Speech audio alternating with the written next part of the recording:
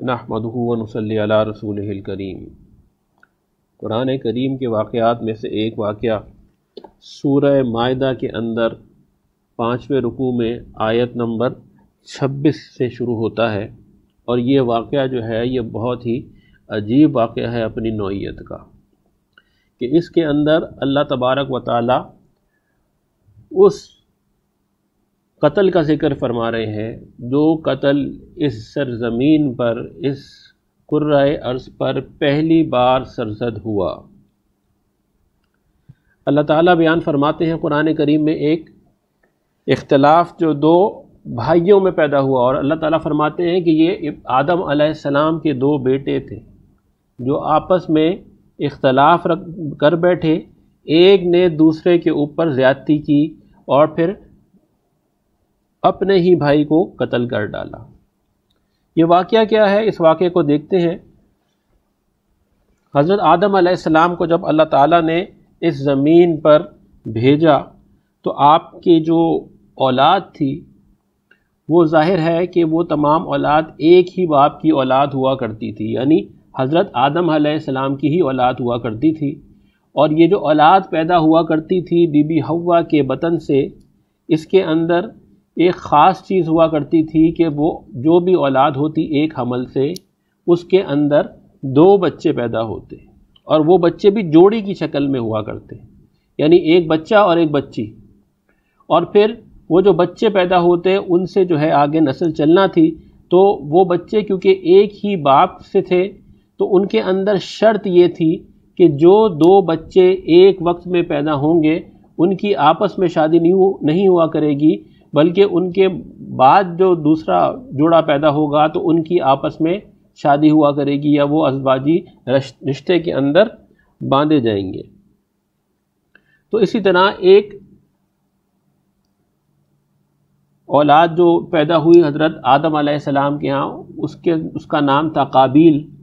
اور قابیل کے ساتھ جو ہے اس کے ایک بچی بھی پیدا ہوئی، اور وہ جو بچی تھی وہ اس کا نکاح جو ہے وہ قابیل سے نہیں ہو سکتا تھا، لیکن وہ بہت ہی خوبصورت تھی۔ اور اس کے بعد جو جوڑا پیدا ہوا اس کے لڑکے کا نام حابیل آتا ہے، اور حابیل کے ساتھ جو لڑکی پیدا ہوئی وہ اتنی زیادہ خوبصورت نہیں، تو یہ جو قابیل ہے اس نے چاہا کہ اس کے ساتھ جو لڑکی پیدا ہوئی ہے اسی سے اس کی شادی ہو جائے اور حابیل کی شادی اس سے نہ ہو، لیکن جو شرائط تھی اس دور میں رائج، اس کے حساب سے حابیل کا رشتہ جو ہے وہ اس لڑکی کے ساتھ طے ہو چکا، اور حضرت آدم علیہ السلام نے اس بات کو منظور فرما لیا تھا۔ لیکن یہ جو قابیل تھا جو پہلے پیدا ہوا تھا، جو بڑا تھا، اس نے اس کے اندر اختلاف کیا اور حضرت آدم علیہ السلام تک اس اختلاف کو پہنچایا۔ دونوں بھائیوں نے اپنی بات حضرت آدم علیہ السلام کے سامنے رکھی کہ اس کا کیا فیصلہ ہو سکتا ہے، وہ آپ ہی ہمیں بتا دیجئے۔ تو حضرت آدم علیہ السلام نے اس کا حل بتایا کہ دیکھو، تم دونوں اللہ کے حضور نظر پیش کرو اور قربانی پیش کرو، صدقہ کرو، جس کا قربانی صدقہ یا نظر قبول ہو گئی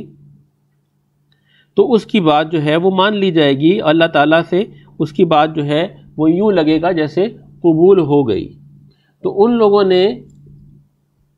اللہ تعالیٰ جس طرح قرآن میں فرماتے ہیں اذ قربا قربانا فتقبل من احدہما، کہ ان دونوں نے قربانی پیش کی اور ان دونوں میں سے ایک کی قربانی جو ہے وہ اللہ تعالیٰ نے منظور کر لی۔ انہوں نے کیا قربانی پیش کی؟ جو قابیل تھا اس نے تو جو اس کے پاس مال تھا اس کے اندر سے جو بچا کچا کچھ سامان تھا وہ نظر کے لیے پیش کر دیا، اور اس زمانے میں ہوا یہ کرتا تھا کہ نظر کے لیے سامان ایک پہاڑ پہ رکھ دیا جاتا اور وہاں پر ایک بجلی آتی اور اس سامان کو جو ہے وہ جلا دیتی، تو جس کا سامان جو ہے وہ جل جاتا، سمجھا جاتا کہ اس کی نظر قبول ہو گئی ہے۔ تو قابیل نے جو ہے وہ کچھ بچا کچا سامان اس کے پاس جو ایکسٹرا تھا وہ رکھ دیا، اور حابیل نے جو ہے اپنے جو ریوڑ تھا اس کے اندر سے ایک بہت ہی خوبصورت جو ہے وہ بچھڑا جو ہے وہ لے کر اور وہ قربانی کے لیے رکھا۔ تو یہ اسی لیے کہتے ہیں کہ جو کوانٹٹی ہوتی ہے وہ میٹر نہیں کرتی، اللہ تعالیٰ کے ہاں جب قربانی پیش کرنے کا معاملہ آئے تو اس کے اندر سلیکشن اور اخلاص اور جو سلیکشن اخلاص کے ساتھ کیا جاتا ہے وہ اللہ تعالیٰ کو منظور ہوتا ہے۔ اور اسی طرح جیسے قربانی کا واجب قربانی کا جو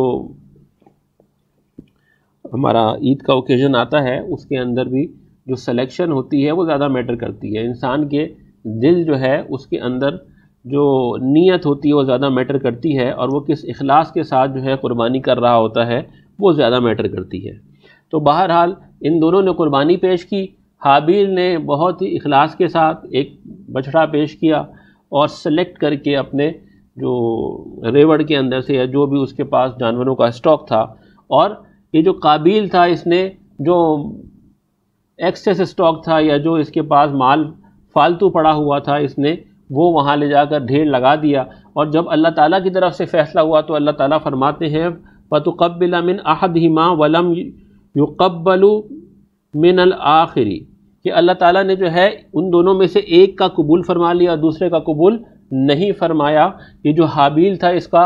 جو نظر تھی یا قربانی تھی وہ قبول ہو گئی اور قابیل کی قبول نہیں ہوئی۔ اس کے اوپر قابیل جو ہے وہ جھگڑنا شروع ہو گیا، اور یہ جیسے سورہ مائدہ میں آتا ہے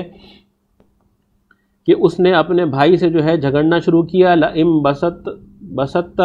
إِلَيَّ يَدَكَ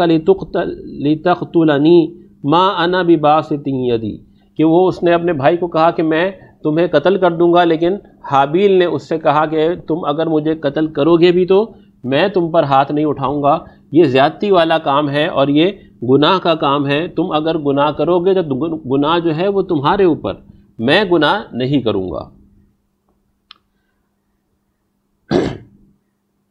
تو بہرحال یہ اس طرح جو ہے وہ حابیل نے اس کو بہت نصیحت کرنے کی کوشش کی، اور اس نے اس کے گناہ سے دستبردار ہونے کا اعلان کیا، اور آخر میں جب وہ تنگ آ گیا تو قابیل جو ہے اس نے اپنے بھائی کا وہ قتل کر دیا۔ اب جناب یہ جو قتل تھا، کیونکہ یہ برہ ارض کے اوپر آدم علیہ السلام کی جتنی بھی اولاد ہے اس کے اندر پہلا قتل تھا، تو قتل کرنے کے بعد جو ہے اب وہ پریشان بیٹھا تھا قابیل کہ اپنے بھائی حابیل کی لاش کو میں کہاں لے کر جاؤں، اس کے ساتھ کیا کروں، یہ گناہ جو ہے اس کو میں کہاں چھپاؤں۔ جب انسان گناہ کرتا ہے تو اس کو چھپانے کی فکر ہوتی ہے کہ کوئی اسے دیکھ نہ لے، اور اس کو بہت افسوس ہوا، لیکن اس کو کوئی آئیڈیا نہیں تھا، کوئی اس کے پاس انسٹرکشن نہیں تھی، کوئی ہدایات نہیں تھی، کوئی طریقہ کار نہیں تھا کہ اس لاش کا اب میں نے کیا کرنا ہے۔ تو اللہ تعالیٰ فرماتے ہیں کہ ہم نے اپنے حکم سے وہاں پر ایک کوے کو بھیجا،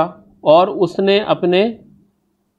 جو ہے ایک دوسرے کوے کی لاش اٹھائی ہوئی تھی، اور وہ وہاں پہنچا اور اس نے جو ہے اس کو زمین کھود کر دفنانا شروع کیا، اور اس کو دفنا کر اس پہ مٹی ڈال دی۔ تو اس نے جو قابیل تھا، جو یہ گناہگار ہو گیا تھا، اس نے یہ افسوس کا اظہار کیا کہ کیا ہائے صد افسوس کہ میں اس کوے جتنی بھی ہدایت نہیں پا سکا، کہ میں نے اپنے بھائی کو قتل کر دیا اور اب مجھے نہیں پتا کہ اس کے ساتھ میں نے آخر کرنا کیا ہے۔ تو بہرحال یہ جو واقعات ہیں یہ سب وہیں سے شروع ہوئے، اور قابیل جو ہے اس نے اپنے بھائی کو پھر جو ہے وہ دفنایا، جس طرح آج ہم لوگ دفناتے ہیں اپنے مردوں کو، اور یہی سنت مبارکہ ہے۔